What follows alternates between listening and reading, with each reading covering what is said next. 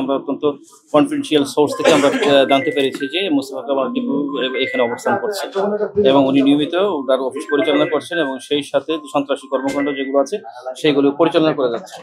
আপনাদের সহযোগিতা আমরা নিয়েছি যে আমরা আপনাদের সঙ্গে নিয়ে আমরা এখানে প্রবেশ করেছি। প্রবেশ করার পরে বিভিন্ন রুমের বিভিন্ন অংশে বিভিন্ন জায়গায় আমরা সার্চ করেছি। সার্চ করে পেরে আমরা যে আল্টিমেট একটা আমরা পিস্তল পেয়েছি, বন্দুক পেয়েছি এবং আমরা এখানে পেয়েছি শটগানের কিছু আমরা হলো যে পিলেট আমরা পেয়েছি এই যে পেয়েছি। আমরা হলো গ্লক পিস্তলের কিছু আমরা অ্যামুনিশন পেয়েছি। 7.62 যেটা স্মল আর্মস সেটার আমরা অ্যামুনিশন পেয়েছি, একাধিক অ্যামুনিশন পেয়েছি এবং হলো যে একবারে ছোট ছোট পার্সোনাল আর্মস যেটা বলে পার্সোনাল আর্মস একেবারে ছোট পেন্সিল পিস্তল বলে সেইগুলোর আমরা কিছু অ্যামুনিশন আমরা পেয়েছি। এবং আপনারা দেখুন যে এখানে যে ওই অস্ত্রগুলি যে উনি যে পরিষ্কার করে অস্ত্রগুলি পরিষ্কার করার জন্য যে এখানে ট্রেনিং কিট ম্যাটেরিয়াল উনি উনি রেখেছে।